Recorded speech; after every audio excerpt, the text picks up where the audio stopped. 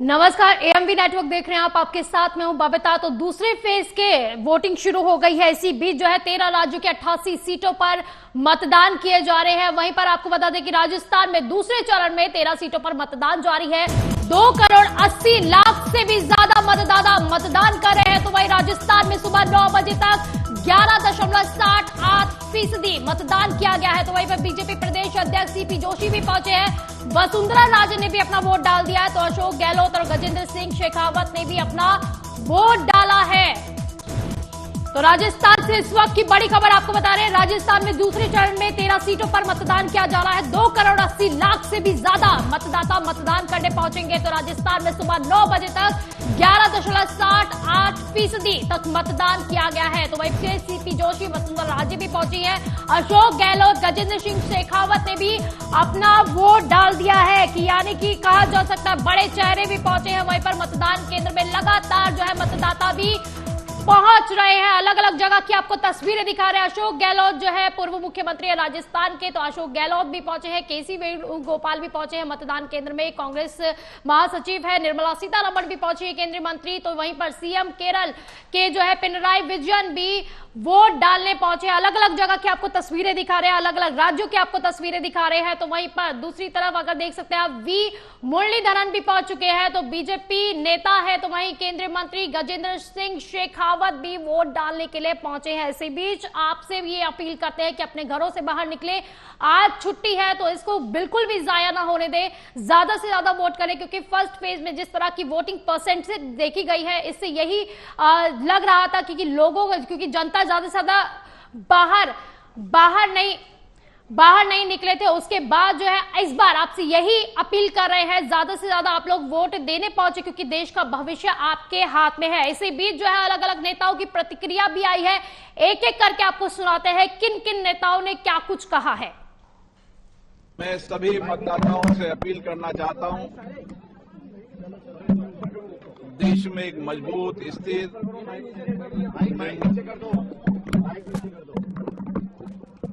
मैं कोटा बूंदी संसदीय क्षेत्र की सभी जनता से अपील करना चाहता हूं कि एक मजबूत नेतृत्व निर्णायक सरकार जिसने इस देश को आगे बढ़ाया है और हमारे सामर्थ्य को बढ़ाया है, दुनिया में भारत की ताकत को बढ़ाया है, ऐसे हमारे प्रधानमंत्री नरेंद्र मोदी जी को मतदान करने निकले।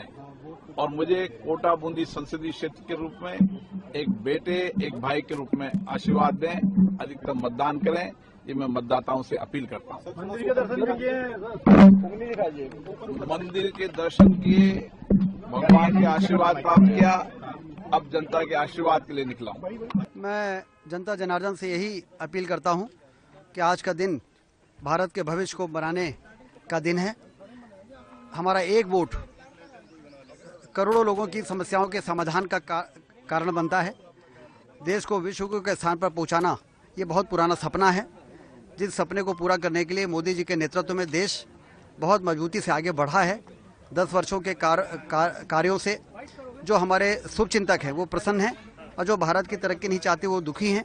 इसलिए हमें भारत की तरक्की को सुनिश्चित करना चाहिए और मोदी जी के हाथों को मजबूत करने के लिए भारतीय जनता पार्टी के प्रत्याशियों को भारी बहुमत से जिताना चाहिए, कमल की बटन दबाना चाहिए। इसलिए घर के बाहर आइए और मतदान केंद्रों में पहुंच के सभी इस महायज्ञ में आहुति डालने का काम करें। अभी तक तो बहुत अच्छा चल रहा है। पहले फेज से बेटर डेफिनेटली 100% अच्छा रहेगा, क्योंकि हमारे कार्यकर्ता लोग भी बहुत अच्छा मेहनत भी कर रहे हैं और जनता भी बहुत ही आ रही है बाहर। और हमने भी पर्सनली अपील भी किया सबसे। So they are all coming very well. So I am very sure everything is going to be good. दोनों तो गठबंधन है, आप गठबंधन है, सामने का कितना फायदा मिल रहा है आपको गठबंधन का? गठबंधन का बहुत अच्छा फायदा है, उनका आने से और भी अच्छा होगा। हमारा वैसे भी अच्छा था, लेकिन गठबंधन से 2 गुना एक्स्ट्रा और भी बेटर। अपोजिशन क्लेम कर रहा है कि ये सीट इस बार वो जीत रहा है। हाँ, अपोजिशन क्लेम कर रहे हैं कि इस बार वो जीत रहे हैं। सबका अपना अपना होगा ना, जो भी रेस में खड़ा उनको लगता है कि हम ही जीते हैं, तो वो स्वाभाविक है, नो प्रॉब्लम। आप मेरा चेहरा देख सकते हैं, वो चार्म, वो हैप्पीनेस, वो पॉजिटिविटी हमेशा मैंने मेरी जिंदगी में कैरी ऑन किया है और वही कैरी ऑन करके आज मैं मतदान करने जा रही हूँ। हनुमान चालीसा जब पठन किया मेरे सास ससुर का आशीर्वाद लिया, उन्होंने औक्षवान किया, तो मुझे लगता है कि पॉजिटिवनेस जो जिंदगी में है, जो मोदी जी, अटल बिहारी वाजपेयी जी, हमारे देश के सुषमा स्वराज जी जिस तरीके से देश के प्रति योगदान, अमित शाह जी योगदान दे रहे हैं, वो पॉजिटिवनेस मेरे में है और मैदान है, हर कोई लड़ सकता है। सबको शुभकामनाएं। कांग्रेस पार्टी के इनहेरिटेंस टैक्स के जो आर्ग्यूमेंट है, ये 2-3 कारणों से विरोधाभास है। पहला तो कांग्रेस अगर इनहेरिटेंस के खिलाफ है तो राहुल गांधी को और प्रियंका गांधी को कांग्रेस का इनहेरिटेंस क्यों आ रहा है? और यहां कर्नाटका में 28 सीट्स में 12 सीट्स में कांग्रेस के मंत्रियों के बेटे या बेटी चुनाव लड़ रहे हैं।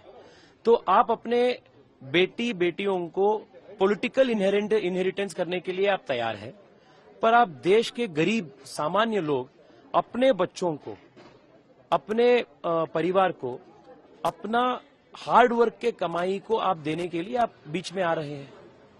सो अगर आप हर प्रकार के इनहेरिटेंस के खिलाफ है तो आप राहुल गांधी को, प्रियंका गांधी को और देश भर में जितने भी कांग्रेस के ऐसे परिवारवादी फैमिलीज है, सबको आप पॉलिटिकल इनहेरिटेंस बंद कर दीजिए, आप परिवारवाद को बंद कर दीजिए। That is the biggest war that you can fight against inheritance. मैं नौजवान साथियों से, माता बहनों से, अपने बड़े भाइयों से, छोटे भाइयों से, सबसे मैं नमस्कार करता हूं और सबसे कहना चाहता हूं कि इस बड़े पर्व में हिस्सेदारी लें। ये 5 साल में एक दिन चुनाव होता है और 5 साल का जो चुनाव है ये देश के भविष्य के लिए, हमारे देश की रक्षा के लिए, अपने आने वाले बच्चों के लिए, तो अपना एक एक कीमती वोट जरूर डालें। और मैं सभी गांव वालों से, सभी भाइयों बहनों से बार बार कहना चाहता हूं, वोट गांव में पड़ोसी की भी डलवा दें, जिसका चला नहीं जाता उसको भी लेकर। तो इसी बीच आपको बड़ी खबर बता रहे हैं, तो एक तरफ वोटिंग हो रही है, इसी बीच आपको बड़ी खबर बता रहे हैं, लोकसभा 2024 में बैलेट पेपर को लेकर बड़ी खबर, वीवीपैट वेरिफिकेशन की मांग खारिज कर दी गई है। तो पर्चियों से मिलान की मांग सुप्रीम कोर्ट में अब खारिज कर दी गई है। तो मतदान के बाद 45 दिन तक अब ईवीएम सुरक्षित रहेगी, तो वीवीपैट से 100% पर्ची मिलान भी नहीं किया जाएगा। तो सिंबल लोडिंग यूनिट सील की जाएगी, ऐसा सुप्रीम कोर्ट की तरफ से आदेश दिया गया है। ईवीएम से ही मतदान किया जाएगा, सुप्रीम कोर्ट ने यह साफ कर दिया है। तो बैलेट पेपर की मांग को लेकर याचिकाएं खारिज कर दी गई है। तो वीवीपैट वेरिफिकेशन की मांग अब खारिज कर दी गई है। तो पर्चियों से मिलान की मांग सुप्रीम कोर्ट में खारिज कर दी गई है। तो इसी बीच हमारे साथ हमारे पॉलिटिकल एडिटर जितेंद्र प्रताप सिंह भी हमारे साथ जुड़े हुए हैं। जितेंद्र, वीवीपैट को लेकर कई बार याचिका भी दाखिल की गई थी, अब सुप्रीम कोर्ट ने भी अपना रुख साफ कर दिया है।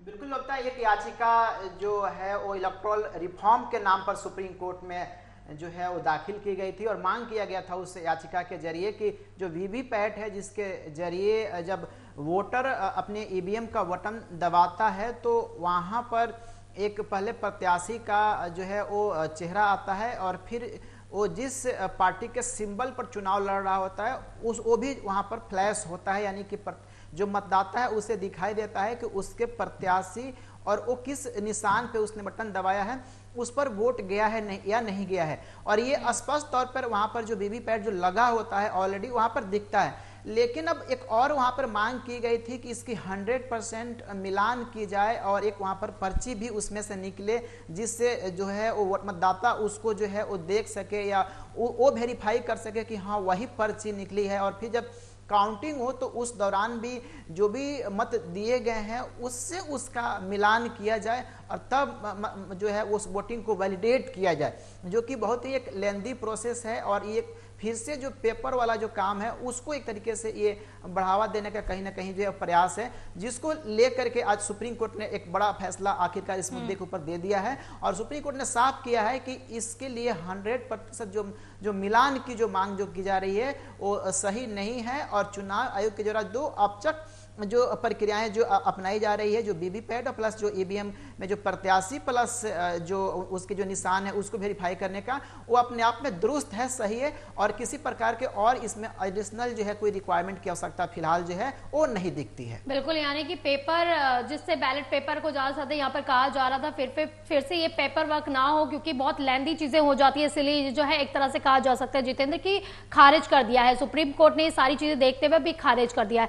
चुनाव में आते हैं क्योंकि आज मतदान किया जा रहा है, सेकंड फेज में मतदान किया जा रहा है। वहीं पर हमने अलग अलग नेताओं के रिएक्शन देखे, जिस तरह से ओम बिरला जो है कोटा से उतरे हुए हैं, उनका हमने रिएक्शन देखा। वो कह रहे हैं, उन्होंने अपील भी किया जनता से और ये भी दावा किया है कि वो जरूर जीतेंगे। यानी कि जनता से लगातार सभी लोग जो है अपील करते जा रहे हैं कि वो ज्यादा से ज्यादा मतदान केंद्र में पहुंचे, क्योंकि जितना ज्यादा मतदान होगा उतना ज्यादा जो है जनता उनका भविष्य का फैसला भी कर पाएगी। क्योंकि जिस तरह से जनता लगातार यही कहती आई, अगर आपको भी सरकार पसंद है, अगर आप करना चाहते हैं कि दोबारा से वो सरकार रिपीट हो, फिर भी मतदान केंद्र में पहुंचे, और अगर आपको लगता है कि सरकार को चेंज करने की जरूरत है, फिर भी मतदान केंद्र में पहुंचे। लगातार जो है बड़े बड़े नेता भी हो, चाहे वो प्रधानमंत्री हो, चाहे वो राहुल गांधी हो, वो भी लगातार जनता से अपील कर रहे हैं। सवाल पर आती है, क्योंकि जितेंद्र हमने अभी देखा सभी के रिएक्शन देखे, हेमा मालिनी जो कि मथुरा से उतरी हुई है, वहीं पर अमरोहा से कंवर सिंह तंवर भी प्रत्याशी उतरे हुए हैं, दानिश अली उनके सामने एक बहुत बड़ा चेहरा है, क्योंकि लगातार वो जीतते भी आ रहे हैं, इस बार कांग्रेस के टिकट पर है। तो क्या कहा जा रहा है, कांटे की टक्कर भी देखने को मिल रही है, त्रिकोणीय मुकाबला भी कई जगहों पे है, वहीं पर दावा हर पार्टी यही कर रही है कि हम ही जीतेंगे। बिल्कुल लगता, चाहे बात अमरोहा की हो या राजस्थान के कोटा की हो, हर जगह जो है कांटे की टक्कर जो इस सेकेंड फेज में देखने को मिल रहा है। जहां तक बात अगर कोटा राजस्थान को लेकर के है, तो वहां पर जो ओम बिरला है लोकसभा के जो स्पीकर हैं और बीजेपी के लोकसभा के सांसद, वो वहां से प्रत्याशी हैं इस बार, और वो इस बार अपना वहां से जो है वो किस्मत आजमा रहे हैं। कोटा के अंदर में जो सुबह से मैं लगातार जो मैं देख रहा था, हमारे संवाददाता लगातार वहां से रिपोर्ट कर रहे हैं सुबह से, तो जो भी वहां पर मतदाता है सबका यही कहना है कि कोटा के अंदर जो छात्रों की जो आत्महत्या का जो मुद्दा है वो सबसे बड़ा मुद्दा है। इसके अलावा कोटा के अंदर लगातार जो शिक्षण संस्थान है, कोचिंग सेंटर है, उनमें जो बड़े पैमाने पर उनकी जो फीस बढ़ोतरी की गई है, जिसको लेकर के जो है जो आम जो छात्र हैं उनको कठिनाइयों का सामना करना पड़ रहा है। और इसके अलावा पेपर लीक जो कांग्रेस के शासनकाल से लगातार जो है अब तक जो है वहां पर जारी है। ये अहम जो 3-4 ऐसे मुद्दे हैं जो कोटा के अंदर जो है इस चुनाव में जो है खासा जो है अहमियत रखते हैं। लेकिन जहां तक प्रत्याशियों की बात है, तो यहाँ पर सबसे मजबूत और जो प्रत्याशी हैं वो ओम बिरला है, जो लोकसभा के स्पीकर हैं, और वो अपना यहाँ से किस्मत जो है वो आजमा रहे हैं। वही अगर अमरोहा सीट की बात करें, तो अमरोहा सीट से कांग्रेस पार्टी के टिकट पर दानिश अली चुनाव लड़ रहे हैं। दानिश अली पहले बसपा में थे और बसपा से फिर कांग्रेस पार्टी में वो शामिल हुए हैं, और मुस्लिम चेहरा के तौर पर जो है उनकी पहचान है, और थोड़ा इस्लामिक कट्टर नेता के तौर पे भी जो है दानिश अली जानते हैं, और अक्सर जो है वो सरिया जैसे कानूनों का जो है वो अक्सर समर्थन करते हुए देखते हैं, और ओवैसी के जो भी विवादित बयान होते हैं उस पर भी उनकी सहमति जो है वो होती है। तो कांग्रेस पार्टी ने एक ध्रुवीकरण के लिए एक जो है दानिश अली जैसे कट्टर इस्लामिक नेता को इस बार चुनाव मैदान में उतारा है, ताकि ध्रुवीकरण हो सके हिंदू और मुस्लिम का, और उसका सीधा सीधा फायदा जो है वो कांग्रेस पार्टी को जो है वो इस सीट पर मिल सके। जी, शुभम भी हमारे से जुड़ी हुई है। शुभम, किस तरह से वहां पे मतदान चल रहा है, क्योंकि चुनाव आयोग के ऊपर भी एक बहुत बड़ा प्रेशर भी है और चैलेंज भी है, क्योंकि पश्चिम बंगाल में अक्सर यही देखा गया है कि जब जब मतदान हुए हिंसा काफी ज्यादा देखने को मिल गई है। इस बार क्या देखने को मिल रहा है आपने, क्योंकि पश्चिम बंगाल से चुनाव के दौरान हिंसा की खबरें आती हैं, बम मिलते हैं और भी अप्रिय चुनाव में जो उसमें भी कुछ घटनाएं सामने आई थी। और दूसरा जो प्रकरण हो रहा है, इसमें कुछ अप्रिय घटनाएं इसको लेके आयोग पूरी तरह सक्रिय है। इसी के मद्देनजर सीआरपीएफ को 77 कंपनी कर दिया गया है। और कंपनियों को चुनाव आयोग की तरफ से कहा गया था कि और भेजा जाए, लेकिन अभी 277 तैनात है। वहीं राज्य की तरफ से स्टेट पुलिस की तरफ से 12,000 पुलिस। शुभम, टेक्निकल इश्यूज की वजह से आपकी आवाज ठीक से नहीं पहुंच पा रही है, थोड़ा हम देखेंगे इस चीज को भी। अभी हम ऐसे समस्या को समाधान करने का प्रयास करेंगे। इसी बीच आपको बड़ी खबर बता रहे हैं, यूपी से पीएम ने 10 साल में देश को नई दिशा दी है। तो सीएम योगी आदित्यनाथ ने कहा है कि 10 साल में पीएम नरेंद्र मोदी ने नई दिशा दी है यूपी को, तो तीसरी बार एनडीए की सरकार बनेगी। योगी आदित्यनाथ ने यह दावा किया है। तो यूपी के सीएम योगी आदित्यनाथ का यह बड़ा बयान सामने आया है। तो पीएम ने 10 साल में देश को नई नई दिशा देने का प्रयास किया है, तो लोगों के मन में पीएम को लेकर उत्साह भी है। और तीसरी बार एनडीए की सरकार बनेगी, सीएम योगी आदित्यनाथ ने यह दावा किया है। तो एक तरफ यूपी में भी चुनाव चल रहे हैं, मतदान चल रहे हैं, दूसरी तरफ सीएम योगी आदित्यनाथ ने दावा किया। क्या कुछ कहा सुनाते हैं आपको। द्वितीय चरण में आज लोकसभा के 13 राज्यों के 89 लोकसभा क्षेत्रों में चुनाव आज सायंकाल संपन्न हो जाएगा। कुल मिलाकर के 191 सीटों पर आज सायंकाल तक चुनाव की प्रक्रिया संपन्न हो चुकी होगी।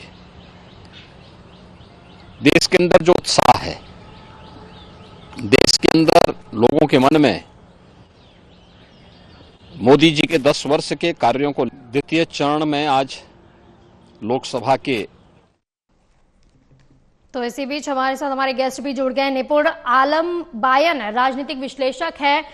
निपुण, इस बार क्या लग रहा है, क्योंकि 88 सीटों पर मतदान किए जा रहे हैं सेकेंड फेज में, इस बार किसका पलड़ा कितना ज्यादा भारी नजर आ रहा है?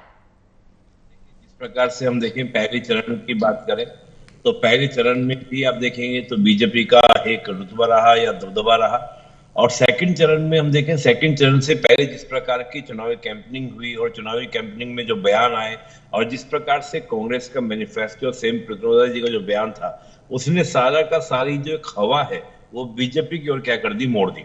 हम देखें कि भाई सैम पित्रोदा का बयान है, इसके अलावा विरासत टैक्स की हम बात करें, इसके अलावा आरक्षण का मुद्दा जो रहा, इन सब मुद्दों ने एकदम जो हवा कहीं दिखती थी कि एक पक्ष में रहेगी, एक फेवर में रहेगी, लेकिन वो तत्काल क्या हो गई, चेंज हो गई, बदल गई। तो मुझे लगता है कि बीजेपी का पलड़ा इस बार भी ज्यादा बड़ा अच्छे से रहने वाला है। हालांकि साउथ में हम बात करें, केरल में बात करें, तमिलनाडु में बात करें, वहां की बातें अलग हैं, लेकिन अगर हम नॉर्थ इंडिया की बात करते हैं, बिहार की बात करते हैं, यूपी की बात करते हैं, कई सीटों में बड़ा दिलचस्प मुकाबला भी आपको देखने को मिलेगा। बहुत चर्चित सीटें भी हैं, चाहे मथुरा की सीट हो, मेरठ की सीट हो। मेरठ की तो बहुत ही चर्चा की सीट है, क्योंकि हम जानते हैं राम का मुद्दा, राम मंदिर का मुद्दा, राम का मुद्दा बीजेपी के लिए बहुत ही बड़ा मुद्दा रहता है हमेशा। और खुद उन्होंने सीरियल, जो हमारा रामायण सीरियल था, उनके किरदार को ही उतारा है, अरुण गोविल जी को उतारा है। इधर हम देखें मथुरा के अंदर, जैसे हम मान लीजिए 5 लाख से बड़े अंतर की बात कर रही है। हम बात करें कि एक पूर्णिया की सीट को लेकर जो बिहार के अंदर बड़ी चर्चित सीट चल रही है, वहां भी एक दिलचस्प मुकाबला है। और खास तौर से मुझे एक सीट को लेकर बड़ा दिलचस्प बात देखने को मिल रही है, वो है वायनाड की सीट, जो राहुल गांधी जी की सीट है। आप देखिए कि मुझे वहां पर भी बड़ा एक दिलचस्प मुकाबला, क्योंकि क्या था कि बीजेपी ने भी वहां पर केरल के जो बीजेपी के अध्यक्ष हैं उनको उतारा हुआ है। इधर जो लेफ्ट पार्टीज हैं उनका भी एक बड़ा अच्छा प्रतिद्वंदी वहां पर है राहुल गांधी जी के सामने। तो ये चुनाव काफी दिलचस्प रहने वाला है। तो निपुण, लेकिन राहुल गांधी को जिस तरह का लग रहा था चीजें कि इस बार भी वो चुनाव जीत जाएंगे, हैट्रिक मारेंगे, लेकिन इस बार जो है कड़ा मुकाबला जिस तरह से आपने कहा है कि देखने को मिल रहा है। अगर सीपीआई की बात की जाए तो एनी राजा भी, अगर एनी राजा भी उनके सामने उतरी हुई है, तो कितना ज्यादा मुश्किल होने वाला है इस बार, या फिर अमेठी की तरह हाल होने वाला है इस बार भी? हाँ बिल्कुल, जैसा लग भी रहा है कि राहुल गांधी इस बात को देख रहे हैं, समझ रहे हैं, और माना जा रहा है कि अभी जो ये आज के वोट के बाद में कहीं ना कहीं वो दूसरी सीट के लिए भी तलाश करेंगे कि कहीं दूसरी सीट पे अगर मान लो इधर कुछ फंसता है मैटर, तो किसी दूसरी सीट से, सेफ सीट से वो निकल जाए। तो इसका मतलब बहुत निश्चित है कि जिस प्रकार की एक सुगबुगाहट है, और सुनने में ये आ रहा है कि दूसरी सीट से भी चुनाव लड़ेंगे, तो ये कहीं ना कहीं दिखता है कि वायनाड पे उनकी स्थिति जो है कहीं ना कहीं वीक है। और अगर ये पहले से डिसीजन लेते हैं कि हमको 2 सीट पे चुनाव लड़ना है, तो मानते हैं ठीक है, पहले से रणनीति का हिस्सा था। लेकिन अब आकर अगर ये निर्णय लेती है कांग्रेस पार्टी, तो ये निश्चित रूप से वायनाड को लेकर कहीं ना कहीं असमंजस में है कांग्रेस पार्टी, क्योंकि मुकाबला बड़ा दिलचस्प बन चुका है। और राहुल गांधी जी को हो सकता है कि अब, हालांकि मैं ऐसा दावा नहीं करना चाह रहा, लेकिन बात है कि कहीं ना कहीं उनको इस बात का महसूस हो रहा है, क्योंकि जब क्योंकि त्रिकोणीय मुकाबला भी देखने को मिल रहा है और काफी ज्यादा जो है मुश्किलें भी उनके लिए बढ़ती हुई नजर आ रही है। जितेंद्र, क्योंकि अमेठी की अगर बात की जाए, क्योंकि राहुल गांधी की बात हो रही है, वायनाड सीट की बात हो रही है, अब गांधी परिवार जो अभी जो है, कांग्रेस जो है वो गांधी परिवार को फिर से उतारना चाहता है यूपी में, क्योंकि एक बड़ा तंज जो है पीएम नरेंद्र मोदी द्वारा भी दिया गया था, बीजेपी के द्वारा लगातार जो है तंज कसा जा रहा था। तो क्या एक प्रेशर में आके उन्होंने ये निर्णय लिया है कि अब जो है अमेठी से राहुल गांधी लड़ सकते हैं? देखिए वक्ता, प्रेशर भी इसे कहा जा सकता है, और हार का जो डर है वो भी इसमें कहीं ना कहीं शामिल है। क्योंकि अमेठी से जो है राहुल गांधी पहले ही चुनाव हार चुके हैं पिछले लोकसभा चुनाव में, और स्मृति ईरानी ने जो है वो अच्छी खासी वहाँ पर अपनी जीत जो है वो दर्ज की थी। और राहुल गांधी को अब लगा था शायद अमेठी की जमीन जो है वो कांग्रेस पार्टी खो चुकी है, और अब जो जनधार है वो वहाँ पर कांग्रेस पार्टी के समर्थन में नहीं है। इसलिए राहुल गांधी जो है इस बार सिर्फ जो है वो एक ही जगह से अभी तक जो है अपनी पर्चा जो है दाखिल किए है, जो है केरल के वायनाड से, जो कि जो है ईसाई बहुल कंस्टिट्यूएंसी माना जाता है। लेकिन इसमें सबसे महत्वपूर्ण बात जो है वो ये है कि खुद जो सीपीआई के जो नेता हैं डी राजा, उनकी जो पत्नी है एनी राजा, वो वहाँ से प्रत्याशी हैं, और ये दोनों दल जो है वो इंडिया गठबंधन के हिस्सा है, यानी सीपीआई और इसके अलावा कांग्रेस पार्टी दोनों जो है इंडिया गठबंधन में शामिल है। तो सवाल अब यहाँ पर यह भी खड़ा होता है कि एक गठबंधन दल का जो है वो दूसरे गठबंधन दल के प्रत्याशी के खिलाफ वहां पर चुनाव लड़ रहा है। और अगर राहुल गांधी की अगर दावेदारी और एनी कोहली की दावेदारी की बात करें तो एनी कोहली वहां पर राहुल गांधी से ज्यादा मजबूत प्रत्याशी नजर आ रही है, क्योंकि वो केरल जो है और वायनाड जो है वो लेफ्ट का भी गढ़ माना जाता है। और जो डी राजा है वो अपनी पत्नी को जुटाने के लिए जो वहाँ की जो सरकार है और वहाँ के पूरे जो वहाँ के जो उनके वर्कर हैं, जो उनके कैडर्स हैं, वो पूरा जोर लगा रहे हैं कि जो एनी राजा जो है वो किसी भी तरीके से उस जो है वो सीट को जीत सके। लेकिन अगर अमेठी की बात करें तो पीएम मोदी लगातार जो है वो ललकार रहे हैं गांधी परिवार को, खासकर राहुल गांधी को, और वो कह रहे हैं कि अमेठी छोड़ चुके हैं और इस बार वो वायनाड से भी जाएंगे। तो कहीं ना कहीं जो एक जो चुनौती जो सामने आ रही है बीजेपी की तरफ से, प्रधानमंत्री मोदी की तरफ से, कि वो तो अब चुनाव मैदान छोड़ करके अमेठी से भाग चुके हैं, और इस बार अगर वो वायनाड से भी हार जाते हैं तो फिर जो उनका जो प्रधानमंत्री बनने का सपना है या लीडर ऑफ अपोजिशन के तौर पे जो है अप्रत्यक्ष तौर पे संसद के अंदर जो रहने की जो उनकी जो इच्छा है वो कहीं ना कहीं खत्म हो जाएगी। और एक तरीके से उनका भविष्य के ऊपर भी जो है वो लगातार अब जो सवाल जो है जो शुरू से ही उठ रहे हैं, विपक्ष जो है उठाएगा, और अगले बार शायद दावेदारी जो है कांग्रेस पार्टी की ओर से पेश नहीं कर पाएंगे। तो एक बड़ी चुनौती है और एक डर भी है, कि जो फिर से अपनी मन वायनाड में भी त्रिकोणीय मुकाबला देखने को मिल रहा है निपुण, क्योंकि अगर तिरुवनंतपुरम की भी बात की जाए, हॉट सीट है, शशि थरूर यहाँ पर चौथी बार जो है ताल ठोकने वाले हैं। तो क्या कहा जाए, क्योंकि इस बार जो है बीजेपी ने जो कैंडिडेट उतारा है वो राजीव चंद्रशेखर है, जो कि मणिपुर के पूर्व गवर्नर भी रह चुके हैं। कितना कड़ा मुकाबला देखने को मिल रहा है, क्योंकि काफी लोग जो है स्थानीय मुद्दों को लेकर भी शशि थरूर से काफी नाराज भी हैं, और कहा यह जा रहा है कि केरल की अगर ये सीट देखी जाए तिरुवनंतपुरम, तो यहां से बीजेपी का खाता खुल सकता है जो इतने समय से सूखा पड़ा हुआ है। केरल में तिरुवनंतपुरम सीट के ऊपर भी हम देखें तो बीजेपी ने बहुत जोर लगाया, पूरे केरल के अंदर जोर लगाया, लेकिन जो ये सीट है शशि थरूर की नाराजगी को लेकर, दूसरा क्या है कि देखिए जो तिरुवनंतपुरम के हम देखेंगे तो ये एक कल्चरल भी हम देखेंगे, इसको कल्चरल भी लिंक करता है। और मोदी जी ने जैसे हम देखें राम मंदिर की जब प्राण प्रतिष्ठा होनी थी तो उससे पहले जगह जगह विजिट किया, उसमें तिरुवनंतपुरम सीट भी एक जगह थी जहां पर उन्होंने विजिट किया, और बीजेपी ने बहुत अपने स्टार प्रचारक भी वहां पर आपको चुनाव कैंपेनिंग के लिए भेजे।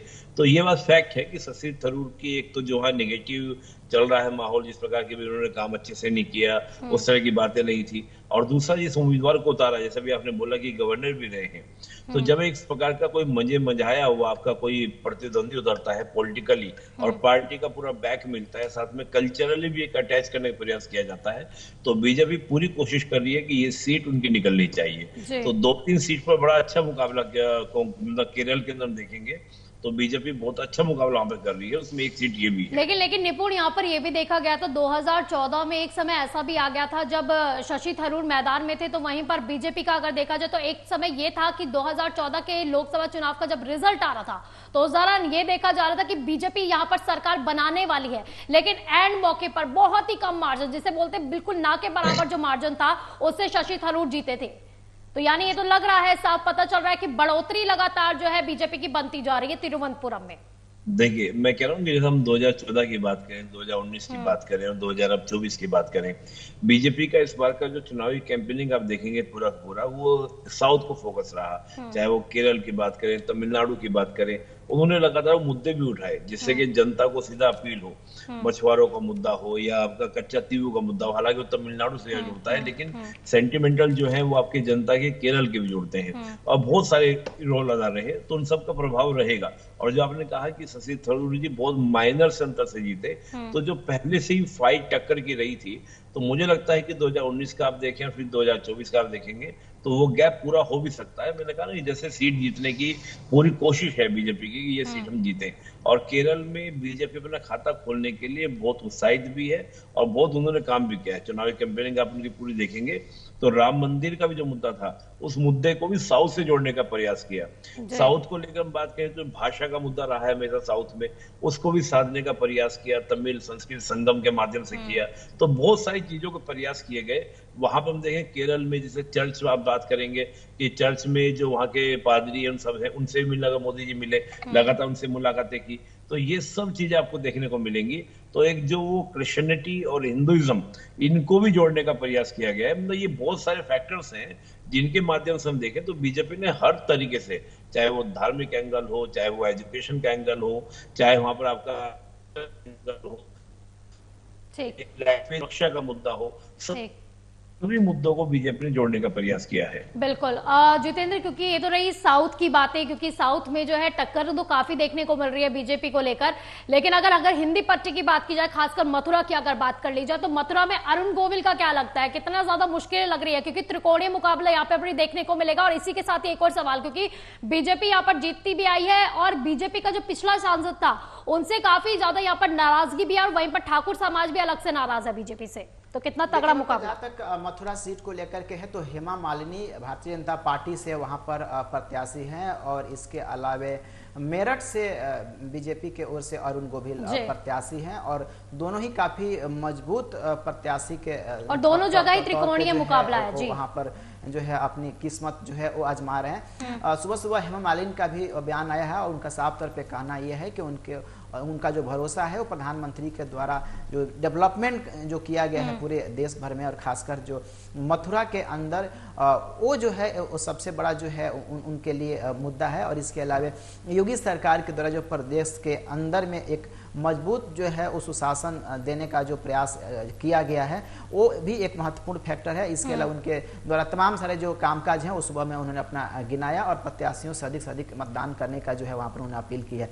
लेकिन इस बार मथुरा का जो है चुनाव काफ़ी अहम है, क्योंकि पिछले 5 वर्षों से जब सेकेंड टाइम जब बीजेपी की सरकार बनी, तो ये लगातार वहाँ का जो हिंदू जो वोटर है वो कह रहा है कि अब अयोध्या तो अभी झांकी है और काशी मथुरा बाकी है, और काशी मथुरा की मुक्ति के लिए वहां पर बड़े पैमाने पर जो हिंदुवादी जो संगठन है, जो हिंदू नेता है, और यहाँ तक कि भारतीय जनता पार्टी के भी जो हिंदुवादी जो कार्यकर्ता हैं वो लगातार इसको लेकर के मुहिम चला रहे हैं। और सबका यही कहना है कि चूंकि अयोध्या में अब भव्य राम मंदिर का निर्माण हो चुका है, इसलिए अब उसी तर्ज पे मथुरा के अंदर में भगवान श्री कृष्ण की जो मंदिर है वहाँ पर बन सके। और इसको लेकर के इलाहाबाद हाई कोर्ट में भी ऑलरेडी मामला जो है वो चल रहा है, एएसआई सर्वे भी वहाँ पर जो है वो जारी है, और इसके अलावा सुप्रीम कोर्ट में भी जो है बीच में जो है मामले की सुनवाई जो है वो चलते रहती है। और इसके अलावा अगर मेरठ सीट की अगर बात करें तो अरुण गोविल वहाँ पर लगातार जो है वो अपनी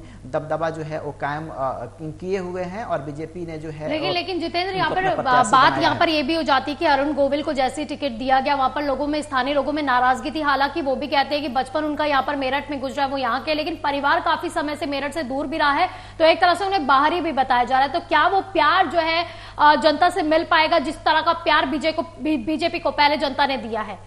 बिल्कुल होता, चूंकि सबका यही कहना है कि जो राम को लाए हैं हम उनको लाए हैं, और अरुण गोविल की जो पहचान जो रही है वो रामायण सीरियल के राम से रही है, और अयोध्या में राम मंदिर का निर्माण हो चुका है। तो एक तरीके से जनता में एक मैसेज देने का प्रयास किया जा रहा है कि अयोध्या में राम है, और मेरठ के अंदर में जो है राम के जो है प्रतिनिधि के तौर पे, एक तरीके से जो है प्रत्याशी के तौर पे जो है वो अयोध्या के अंदर जो है ये मेरठ के अंदर अरुण गोविल जो है वो चुनाव लड़ रहे हैं। तो जो राम मंदिर जो अयोध्या का जो मुद्दा है वो पूरे उत्तर प्रदेश में, खासकर पश्चिमी उत्तर प्रदेश में जो है वो जा सके, इसलिए अरुण गोविल को इसमें उतार करके जो है कहीं ना कहीं जो हिंदू फैक्टर जो प्रभावी करने के लिए बीजेपी ने उनको प्रत्याशी बनाया हुआ है। लेकिन इसमें एक और जो है वो सबसे जो अहम जो फैक्टर है इस जो है जो कंस्टिट्यूएंसी के अंदर में, वो ये है कि यहाँ पर लगातार जो है जो सपा के जो प्रत्याशी है वो भी जो है वो अपनी अपनी मजबूत वहाँ पे दावेदारी जो है वो पेश कर रहे हैं। और वहाँ पर कुछ जो है ट्विटर अकाउंट के द्वारा जो है राजपूत ऑफ इंडिया के नाम से ट्विटर अकाउंट बना करके और उनको ये जो है कहीं ना कहीं जो है वो भटकाने का प्रयास किया जा रहा है कि जो राजपूत समाज है वो जो है बीजेपी का समर्थन नहीं कर रहा है पश्चिमी उत्तर प्रदेश के अंदर में, लेकिन इसको लेकर के खुद जो है करनी सेना और तमाम सारे राजस्थान के जो हिंदूवादी जो संगठनों के रूप में जो काम करने लोग हैं, खासकर जो क्षत्रिय समाज के जो यहाँ पे संगठन है, सबने वहां पर राजस्थान के अंदर में शपथ लिया और सबने कहा है कि वो किसी भी कीमत पर सपा के प्रत्याशी का समर्थन और खासकर जो है मुस्लिम प्रत्याशी का किसी भी कीमत पे जो है वो समर्थन नहीं करेंगे। और देश का जो राजपूत समाज है, चाहे पश्चिमी उत्तर प्रदेश का राजपूत हो या फिर राजस्थान का राजपूत समाज हो, वो किसी भी कीमत के पर जो है मुस्लिम उम्मीदवार का समर्थन लेकिन कांटे की टक्कर फिर भी देखने को मिल रही है जितेंद्र। ठीक है शुभम, क्या कहा जा रहा है बंगाल में, क्योंकि अगर पिछले चुनाव की बात है 42 में से टीएमसी 22 सीटों पर जीती थी जहां पर, और अगर बीजेपी की बात की जाए तो बीजेपी 18 सीटें जीती थी। इस बार क्या लग रहा है, क्योंकि काफी ज्यादा जो है बढ़ोतरी लगातार बीजेपी करती जा रही है, इस बार क्या कहा जा रहा है, समीकरण क्या कह रहे हैं? देखिए, जब बीजेपी ने 18 सीटें यहाँ पर जीते थी उस टाइम टीएमसी को यह अंदाजा नहीं था कि बीजेपी इतनी सीटें ले लेगी और बीजेपी ने अंदर से कड़ी मेहनत की थी और उसका जो नतीजा मिला था वो ये था कि वो 18 सीटें जीत ली थी बीजेपी ने। जिस वक्त 18 सीटें बीजेपी ने जीती तो टीएमसी को बड़ा झटका लगा और उन्होंने उस समय से ही तैयारी शुरू कर दी थी। उन्होंने अपने जो ग्राउंड पे वोटर्स हैं और लोगों से मिलना शुरू किया, अपनी जो कैंपेनिंग शुरू की है और उन्होंने ये कहा था उस वक्त ही कि जो हमारी गलतियां हुई हैं हम उनको सुधारेंगे। तो अब देखना ये होगा कि टीएमसी की कड़ी मेहनत रंग लाती है या। लेकिन शुभम, संदेश खाली का मुद्दा भी बहुत ज्यादा तूल पकड़ा था, राजनीतिक पार्टियों ने इसे काफी भुनाने का प्रयास भी किया था। क्या कहा जाए, क्योंकि बीजेपी काफी बढ़ चढ़कर इसमें हिस्सा भी ले रही थी, सामने भी आई थी, काफी विरोध प्रदर्शन भी किया गया था, तो क्या इस बार संदेश खाली का मुद्दा हावी रहने वाला है, टीएमसी को नुकसान कहीं ना कहीं वो पहुंचा सकता है? देखिए, संदेश खाली में ज्यादा वोटर्स जो हैं वो बीजेपी को नहीं सपोर्ट करते थे, लेकिन इस बात का अब ये सबूत मिलेगा कि जो संदेश खाली का जो मुद्दा हुआ है इस तरह से, और टीएमसी की तरफ से भी ये बार बार कहा गया था कि इस मुद्दे को बीजेपी बनाने की कोशिश कर रही है और इसमें वो राजनीतिक रंग लगा रहे हैं। तो अब वोटर्स किधर की तरफ जाता है, इतने बड़े कांड के बाद जो वहां पे हुआ वो सबने देखा और अब शेख शाहजहां जो है वो सलाखों के पीछे हैं और उसके बाद अब बीजेपी को वहां पे कितनी वोट्स का फायदा होगा और टीएमसी को कितना नुकसान होगा, इस कांड के बाद ये देखना अब बाकी रह गया। तो रायगंज की सीट क्या कह रही है इस बार, क्योंकि कार्तिक पाल का मुकाबला है कृष्णा कल्याणी के साथ, कितनी कांटे की टक्कर? देखिए, रायगंज जो है वो बीजेपी का गढ़ बन गया था जब यहाँ से देवोश्री चौधरी ने जीत हासिल की थी 2019 में। तो दिया, लेकिन देवोश्री चौधरी इस बार वहां से हटके, मतलब पार्टी ने उन्हें कोलकाता साउथ का टिकट दिया है, लेकिन उन्होंने वहां पे जो मैदान है वो बनाया हुआ है। तो कहीं ना कहीं ये कह सकते हैं कि बीजेपी का वो अभी भी अच्छा एक वोटर वहां पे तैयार करके आई है। तो वो वोटर्स का इस बार जो कार्तिक चंद्रपाल जी है वो कितना फायदा ले पाते हैं, अपनी जो बातें हैं वो कितनी पहुंचा पाते हैं और उनको जनता कितनी पसंद करती है। जी जितेंद्र, 5 सीटों पर चुनाव होने वाले हैं बिहार में भी, तो क्या कहा जा रहा है कितना मुकाबला कड़ा जो है बीजेपी के लिए, अन्य पार्टियों के लिए किस सीट पर कितना कड़ा मुकाबला? बिहार के तो 5 सीटों पर चुनाव हो रहे हैं और इसके अलावा पश्चिम बंगाल के भी 3 सीटों के ऊपर जो है आज चुनाव हो रहा है। और अभी जो थोड़ी देर पहले जो हमारे जो ब्यूरो चीफ है वहां से जो बता रही है संदेश खाली के मुद्दों को लेकर के, तो मैं आपको बताना चाहूंगा कि संदेश खाली का जो मुद्दा है वो पश्चिम बंगाल में सबसे बड़ा मुद्दा आज भी बना हुआ है और पूरे लोकसभा चुनाव के साथ साथ जो आगामी जो विधानसभा जो चुनाव होंगे उसमें भी जो है संदेश खाली का मुद्दा जो है वो गूंजता जो है वो रहेगा और उसकी गूंज जो है वो दूर तक सुनाई जो है वो देने वाली है। क्योंकि संदेश खाली एक ऐसा कांड है जिसका सीधा जो है वो सरकार जो है हिंदू जो वहाँ के जो है उनके जमीनों के ऊपर अवैध तरीके से कब्जा करने, महिलाओं के साथ जो है अत्याचार और शोषण जैसे घटना जो है वो शामिल है। अवैध तरीके से जमीन के ऊपर जो है कब्जाना, रोहिंग्या और बांग्लादेशियों को वहाँ पर अवैध तरीके से जो है संरक्षण दे करके बसाना, ये सबसे बड़ा जो फैक्टर जो है वो संदेश खाली का है और इस चुनाव में सबसे अधिक प्रभावशाली जो है और प्रभावी रहने वाला है। इसके अलावा जो शिक्षक भर्ती जो घोटाला है वो भी सबसे बड़ा मुद्दा है, क्योंकि 28,000 से ज्यादा वहां पर शिक्षकों की जो भर्ती की गई थी टीएमसी सरकार की तरफ से, उसको कलकत्ता हाई कोर्ट ने अवैध घोषित कर दिया है और उनकी सबकी नियुक्ति जो है वो रद्द कर दी। कहा है कि जो भी नियुक्ति हुई है वो अवैध तरीके से हुई है। और आपने देखा था कि जो पश्चिम बंगाल के शिक्षा मंत्री, उनके घर से जो है वो करोड़ों रुपया जो है ईडी ने जब्त की थी, और इसको भी लेकर के बीजेपी लगातार जो है इस चीज को जो है वो मुद्दा पश्चिम बंगाल के अंदर जो है बना रही है।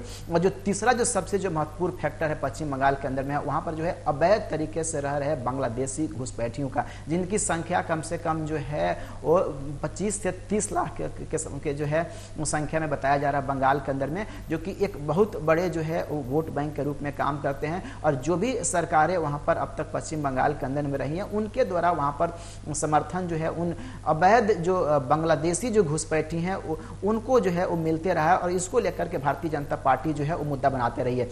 अब बात रही बिहार के जो 5 लोकसभा सीटों के ऊपर जो चुनाव हो रहा है, तो उसमें जो है एक सीट जो पश्चिम बंगाल और बिहार के जो है वो बॉर्डर एरिया से जुड़ा हुआ है, जहां पर जो एआईएम के जो प्रत्याशी है वहां पर चुनाव जो है वो लड़ रहे हैं। पिछले विधानसभा चुनाव में जो है वहां पर 3 सीटें जो है एआईएम के जो विधायक जो है वहां से जो है वो जीते थे, और ओवैसी को लगता है कि अब वहां पर जो है वो जो है मजबूत जो है दावेदारी जो है वो पेश जो है वो कर सकती है, इसलिए जो है वहां पर उन्होंने अपने प्रत्याशी को उतारा है। इसके अलावा पूर्णिया सीट की अगर बात करें तो पूर्णिया सीट पर इस बार जो है काफी जो है जो है कांटे की टक्कर जो है वो जो है देखने को मिल रहा है। वहां पर सीधा सीधा जो है मुकाबला जो है वो आरजेडी के जो प्रत्याशी हैं उनसे, और इसके अलावा जो पप्पू यादव जो वहां पर निर्दलीय के तौर पर जो है वो जो है प्रत्याशी हैं, उनके बीच में जो है वो देखा जा रहा है, क्योंकि पप्पू यादव जो है अपने पार्टी का विलय कांग्रेस पार्टी में कर चुके हैं और कांग्रेस पार्टी में वो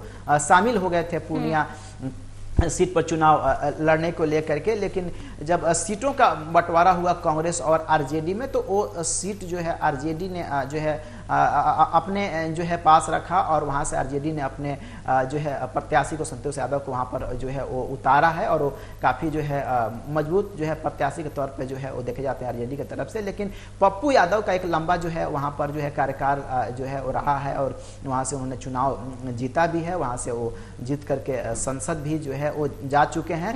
तो कहीं ना कहीं जो है वहां पर जो मुकाबला है जो कांटे की टक्कर वाली है। लेकिन इसमें सबसे महत्वपूर्ण बात यहाँ पर यह भी है, जिस प्रकार से वायनाड के अंदर में खुद जो है वो गठबंधन के प्रत्याशी ही गठबंधन के विरुद्ध में चुनाव लड़ रहे, ठीक वही स्थिति जो है आज पूर्णिया के अंदर भी, बिहार के पूर्णिया के अंदर भी देखने को जो है मिल रहा है, जहां पर खुद जो है पप्पू यादव कांग्रेस पार्टी में तो शामिल है, लेकिन कांग्रेस पार्टी ने वहां पर उनको टिकट नहीं दिया, लेकिन निर्दलीय वो चुनाव लड़ रहे हैं। और वही आरजेडी जो है वो खुद एनडीए गठबंधन का जो है वो हिस्सा है, और उसने अपने प्रत्याशी को जो है पप्पू यादव के खिलाफ उतारा है। और तेजस्वी यादव खुद जो है पप्पू यादव के विरोध में प्रचार कर रहे हैं। वो कह रहे हैं कि वहां पर चाहे जो है आप किसी को भी मतदान कर दो, या तो आपके पास जो है 2 ही विकल्प बचते हैं, या तो आप आरजेडी के लिए मतदान करें, यानी इंडिया के लिए मतदान करें, या फिर एनडीए के लिए मतदान करें, तीसरा और कोई विकल्प नहीं है। यानी कि उनका साफ तौर पे कहना यह है कि पप्पू यादव को ना करके कम से कम जो है वो आरजेडी या फिर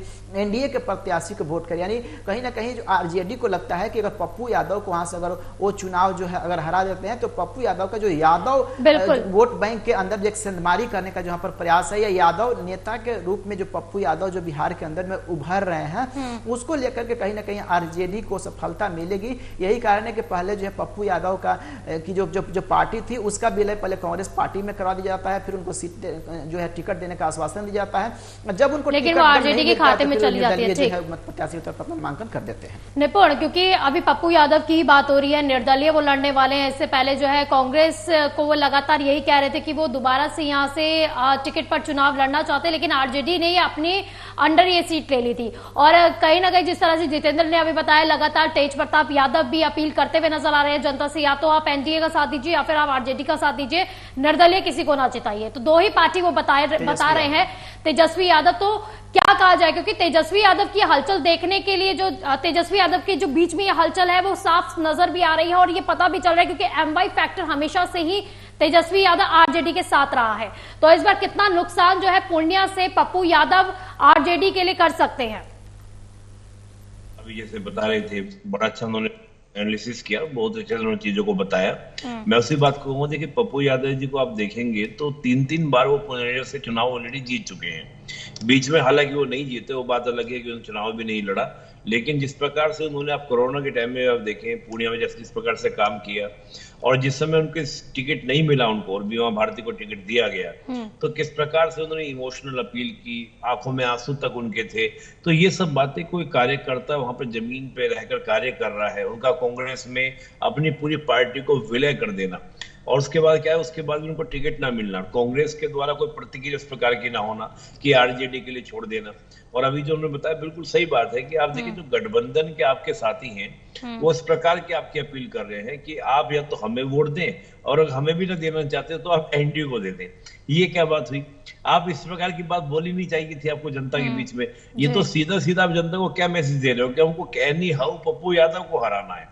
ठीक है, वो एक राजनीतिक बातें हैं कि भाई वो नहीं चाहते कि यादव में बेल्ट में तेजस्वी यादव के अलावा कोई बड़ा बेल्ट हो, कोई बड़ा नाम हो। हम देखिए कन्हैया कुमार का आप नाम लीजिए, देखिए लालू यादव जी की पूरी जो पॉलिसीज रही है, जो नीति है कि भाई मेरे बेटे का चेहरा चमकना चाहिए, यादव में कोई भी ऐसा चेहरा ना हो जो मेरे बेटे के अलावा हो। आप देखिए और भी यादव जो चेहरे हैं, चाहे बीमा भारती हो, क्या उनकी जो बेटी है मीसा जो चुनाव लड़ रही हैं, उनको भी आप देखिए, उनके द्वारा भी इस प्रकार का प्रयास किया जा रहा है। और भी जहां से भी क्या हो कि बाहर से जो चुनौती मिल सकती है यादव से, उन सबको ब्रेक आउट करने का प्रयास कर रहे हैं। लेकिन जनता में इस बात का बड़ा एक मैसेज जाता है, जो उन्होंने ये मैसेज दिया कि या तो आरजेडी को देना या एनडीए को दे देना, तुम पप्पू यादव को मत देना। तो ये मैसेज क्या जा रहा है कि आपको कैसे भी करके, आपको चाहे अपने दुश्मन को जिताना हो, लेकिन पप्पू यादव को नहीं जिताना। तो इससे एक आम जनता में जो एक केवल परिवारवादी तबके से हटकर अगर कोई बात करता है तो उसको आप रहने नहीं देंगे यादव बेल्ट के अंदर। तो ये एक जनता में बहुत ही अलग तरह का मैसेज जाता है। और पूर्णिया में अगर हम देखें तो पप्पू यादव जी ने बहुत वहां पर काम किया है, जनता उनको बहुत लाइक करती है। मैं बहुत सारे वीडियोस उनके देखे कोरोना टाइम में भी कि मजदूरों को लेकर उन्होंने बहुत हेल्प की, वहां पर जाके पैसे भी बांटने उन्होंने देखे, बहुत तरह की सहायता उन्होंने करने की वीडियोस बहुत वायरल उनके हुए। तो ये चीजें जो है जनता इसको जुड़ती है, जनता उससे अपील करती है। और उनका जो तरीका था टीवी चैनल्स पे आके सब जगह आगे बोलने का, आंखों में आंसू ला लाकर, तो उन पप्पू यादव जी ने पूरा एक इमोशनल कार्ड खेलने का प्रयास किया है। तो लिहाजा ये पूरा त्रिकोणीय मुकाबला है, बीजेपी चाहती है वो सीट बीजेपी के लिए। इसी बीच जो है पप्पू यादव काफी मजबूत भी दिखाई दे रहे हैं। वहीं पर कहा जा रहा है कि एमवाई जो फैक्टर है, जो हमेशा से आरजेडी के साथ रहा है, वो बिखर भी सकता है। इसलिए कहीं ना कहीं उनकी जो बौखलाहट है वो नजर आ रही है जब वो जनता के बीच में जा रहे हैं। ठीक है, अगर जितेंद्र किशनगंज की बात करें तो किशनगंज सीट पर 68% जो है मुस्लिम आबादी वाली ये लोकसभा सीट है, और कांग्रेस इस पर शुरू से ही जीत दर्ज कराती आ रही है। इस बार क्या कहा जा रहा है? देखिए, किशनगंज जो है शुरू से ही मुस्लिम बहुल जो है वो एरिया रहा है किशनगंज, और उसको चिकन नेक भी कहा जाता है, क्योंकि जो सिर्फ एक पतली सी जो है संकरी वहाँ पर जो है वो रास्ता है, जिसे जो बिहार और बंगाल को जो है वो जो सड़क जो है वो जोड़ती है। और वहाँ पर काफ़ी जो है वो सेंसिटिव जो है माहौल जो है हमेशा रखता है, खासकर जो है चुनावों को लेकर के। और मैंने आपको पहले बताया कि जो एआईएम के जो 3 विधायक हैं वहाँ से पहले ही चुनाव जो है वो जीत चुके हैं बिहार विधानसभा के चुनाव में। इसलिए जो है एआईएम जो है ओवैसी की जो पार्टी है उसने वहाँ से अपने लोकसभा के प्रत्याशी जो है वो उतारा है। और वहाँ पे भारी संख्या में वहाँ भी जो है पश्चिम बंगाल पे की तरह जो है मुद्दा जो है वो अवैध तरीके से रह रहे बांग्लादेशियों का मुद्दा वहाँ पे रहा है। ऐसा जो है लगातार जो है निकल कर खबरें जो है लगातार जो सामने आ रही हैं कि किशनगंज के अंदर में जो है भारी संख्या में ध्रुवीकरण जो है वो वहाँ पर करने का प्रयास जो है वो लगातार किया जा रहा है, खासकर एआईएम के द्वारा और इसके अलावा भारतीय जनता पार्टी के द्वारा। क्योंकि एआईएम को लगता है कि वहाँ पर जो है 68% से ज़्यादा मुसलमान है, इसलिए जो है वो उनके फेवर में वोट करेंगे। वही बीजेपी को लगता है कि जो वहाँ पर अति कट्टरवाद ओवैसी के द्वारा जो है लगातार वहाँ पर जो है मैसेज देने का प्रयास जो है कट्टरवाद का दिया जा रहा है, और ध्रुवीकरण का प्रयास जो है हिंदू मुस्लिम के नाम पर किया जा रहा है, उसका फायदा बीजेपी को जो है वो मिल सकता है। पिछले कुछ दिन पहले वहाँ से एक जो है बहुत बड़ी खबर निकल कर सामने आई थी, और वो ये था कि शुक्रवार के दिन स्कूलों की जो यहाँ पर छुट्टियों की जो है घोषणा, और इसके अलावा स्कूल के जितने भी जो जो जो रंग थे वो जो है उसको हरे रंगों में तब्दील करने का, इसको लेकर के भी लगातार जो है वहाँ पर जो है जो हिंदुवादी जो नेता हैं उन्होंने अपना विरोध जताया था और बात जो है बिहार सरकार तक भी गई थी कि आखिर जो है एक ही राज्य के अंदर में जो है वो दो अलग अलग दिनों पर जो है वो जो वीकेंड जो होता है वो कैसे जो वीक ऑफ जो है हो सकता है, स्कूलों में छुट्टियां जो है हो सकती हैं। किशनगंज के अंदर में जो है वो तमाम सारे मुस्लिम संगठनों के द्वारा जो है स्कूलों में शुक्रवार के दिन जो है वो छुट्टियों की घोषणा जो है करवाई गई है। वहाँ पर स्कूलों को हरे रंगों से जो है वहाँ पर रंग दिया गया है। और एक और भी घटना वहाँ पर निकल करके सामने आए थे कि जो वहाँ पर जो थोड़ी बहुत जो मात्रा में जो हिंदू बचे हुए हैं उनके घरों पर जो है पलायन के बोर्ड जो है वो लगे हुए थे कि यहाँ से हम अपना घर जो है छोड़ रहे हैं, यह घर जो है वो बिकाऊ है। तो इस तरीके की जब घटना निकल करके जब सामने आती है तो वहाँ पर हिंदू और मुस्लिम का मुद्दा जो है काफ़ी प्रबल हो जाता है और सभी जो राजनीतिक पार्टियां हैं वो अपने अपने तरीके से जो है वहाँ पर प्रत्याशी को उतारने का जो है वो प्रयास करती हैं। और यही कारण है कि ओवैसी ने अपना वहाँ से प्रत्याशी उतारा है और बीजेपी भी चाहती है कि ध्रुवीकरण के तौर पे अगर वहाँ पे इस तरीके के मुद्दे अगर उठते हैं जनता के बीच में तो कहीं ना कहीं उसको भी इसका लाभ जो है वो मिल सकता है। बिल्कुल निपुण, क्योंकि किशनगंज की अभी बात की है जितेंद्र ने, काफी जो है बहुत ही डिटेल में बताया कि किशनगंज में समीकरण क्या रहे हैं, इससे पहले क्या कुछ नुकसान भी देखने को मिला है। इस बार जो है अगर देखा जाए तो कांग्रेस के सिटिंग सांसद जावेद आजाद उतरे हुए हैं, तो जेडीयू से मास्टर मुजाहिद उतरे हैं और एआईएमआईएम से अखरतुल इमाम के बीच में ये मुकाबला देखने को मिल रहा है। तो निपुण क्या कहा जाए, क्योंकि बी टीम जो है लगातार कांग्रेस और आरजेडी कहती आ रही है, क्योंकि जितेंद्र क्योंकि बी टीम कहती आ रही है, निपुण से तो अभी नहीं हो पा रहा है कांटेक्ट, तो आपसे ही सवाल पूछना बनता है क्योंकि लगातार जो है बी टीम एआईएमआईएम को कहा भी जाता है और जिस तरह से अभी मुकाबला भी देखने को मिला है लगातार, तो यहां पर यही देखा गया है कि जो एआईएमआईएम है वो कहीं ना कहीं जो है वहां पर कांग्रेस का खेल बिगाड़ सकती है। देखिए ये आरोप जो है बी टीम के तौर पे ओवैसी को जो है अक्सर खासकर जो अपोजिशन है कांग्रेस पार्टी है या खासकर जो सपा है जो मुस्लिम वोटों के जो है अपने आप को जो पार्टियां अपने आप को दावेदार मानती हैं वो जो है ओवैसी को बी टीम कहती हैं। चूंकि कांग्रेस को लगता है कि शुरू से मुस्लिम वोटर उसके साथ रहा है, लेकिन एआईएम लगातार जो है अपनी प्रत्याशियां जो है उतार रही हैं। देश भर के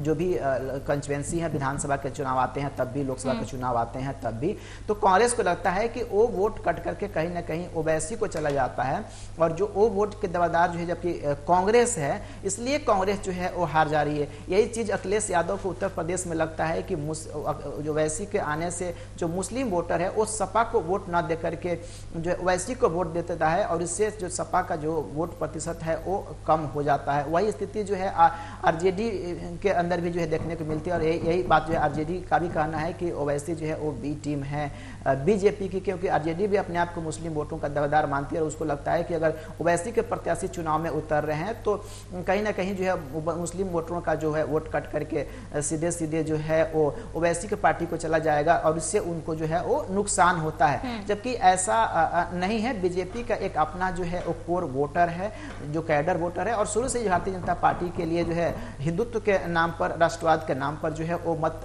जो है देते रहता है। मुश्किल से 1-8% जो है जो मुस्लिम मतदाता हैं जो राष्ट्र हित में जो भारतीय जनता पार्टी के साथ जो है वो जुड़े हुए हैं वही बीजेपी के लिए मतदान करते हैं। इसलिए बीजेपी का कोई बहुत ज्यादा जो है उससे फायदा जो है वैसे अपोजिशन के जो प्रत्याशी हैं उसको हराने का काम जो है वो जरूर ओवैसी करते हैं। यही कारण है कि लगातार जो उनको बी टीम के तौर पे जो है वो अपोजिशन उनको बुलाती है। ठीक निपुण, क्योंकि बिहार में अगर देखा जाए जनता बीजेपी से कहीं ना कहीं नाराज भी नजर आ रही है, क्योंकि जनता का ये कहना है कि राष्ट्रीय मुद्दे ज्यादा से ज्यादा उठाए जा रहे हैं बजाय लोकल मुद्दे उठाने के। तो क्या कहा जाए, इस बार नुकसान बीजेपी को कहीं ना कहीं झेलना पड़ सकता है इसको लेकर भी, क्योंकि जहां जहां बीजेपी गई हर जगह राष्ट्रीय मुद्दा ही उठाया गया।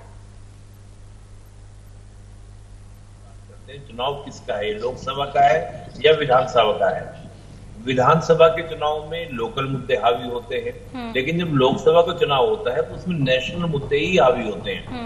अगर हम इस बात को समझेंगे तो जनता इस बात को समझती है। आप देखिएगा कि कई राज्यों में आप देखेंगे कि जहां पर, जैसे हम बात करें उड़ीसा की बात करें, उड़ीसा में अगर चुनाव हो रहा है तो वहां पर सेंटर की जब बात करते हैं तो जनता बीजेपी को वोट दे रही है, लेकिन जब राज्य की बात कर रहे हैं एक साथ चुनाव होने के साथ वहां जनता दूसरी पार्टी को पसंद कर लेती है।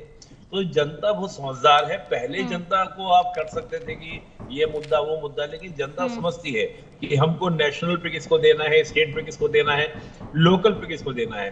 तीनों के ही मुद्दे अलग अलग होते हैं। अब बिहार का जो मुद्दा है, बिहार का मुद्दा रोजगार का मुद्दा है, ये तो पूरे देश का मुद्दा है। बिहार का मुद्दा किसका है? गरीबी का मुद्दा है, पूरे देश का मुद्दा है। तो जितने मुद्दे हम देखेंगे, जो भी आप इश्यूज देखेंगे, तो जनता उसी बात को फोकस करती है कि भाई हमको ये देखना है कि देश अच्छे से कौन चला सकता है, जो सुरक्षा का मुद्दा हो, विकास का मुद्दा हो। और जो मैं कह रहा हूँ कि आपका देखिए, जो पहले चरण के बाद और दूसरे चरण के लिए जो आपका पूरे चुनावी कैंपेनिंग हुआ है, उसमें जिस प्रकार के मुद्दे निकलकर सामने आए हैं, ये बहुत बड़े मुद्दे हैं। चाहे वो विरासत टैक्स की हम बात करें, चाहे आरक्षण के मुद्दे की बात करें, इन सब मुद्दों को हम देखेंगे तो कहीं ना कहीं जनता में बहुत सीधा सीधा मैसेज गया है कि कांग्रेस क्या करने वाली है, कांग्रेस की क्या रणनीति है, कांग्रेस किस प्रकार से काम करने वाली है। फिर राहुल गांधी जी का मोदी जी के ऊपर स्टेटमेंट जारी कर देना, तो बिहार की जनता हो या पूरे देश की जनता हो, वो इन सब चीजों को बहुत काउंटर करती है, बहुत ध्यान से इन चीजों को सुनती है, देखती है। तो मैं ये कहूंगा कि बिहार के मुद्दों को लेकर बीजेपी से नाराजगी, ऐसा हम नहीं कह सकते। हाँ, अगर विधानसभा का चुनाव होता तो वहां पे हम इस बारे में बात करते कि बिहार की राजनीति को लेकर बात क्या होती। वहीं पर आप 4 जून के रिजल्ट ही बताएंगे कि किसका मूड कैसा था, बिहार की जनता का मूड क्या था, और क्या इस पर राष्ट्रीय मुद्दे हावी हो पाएंगे या फिर राज्य के मुद्दे ज्यादा हावी रहने वाले। फिलहाल के लिए आप दोनों का बहुत बहुत शुक्रिया एमवी नेटवर्क के साथ जुड़ने के लिए और चर्चा करने के लिए। तो यानी कि मतदान लगातार जारी है, सेकेंड फेज में मतदान किया जा रहा है, 13 राज्यों के 88 सीटों पर यह मतदान चल रहा है। वहीं पर आपसे भी अपील करते हैं कि ज्यादा से ज्यादा अपने घरों से निकले और मतदान करें। वहीं पर आपको पल पल के अपडेशन देते रहेंगे। आप देखते रहिए एएमवी नेटवर्क। नमस्कार।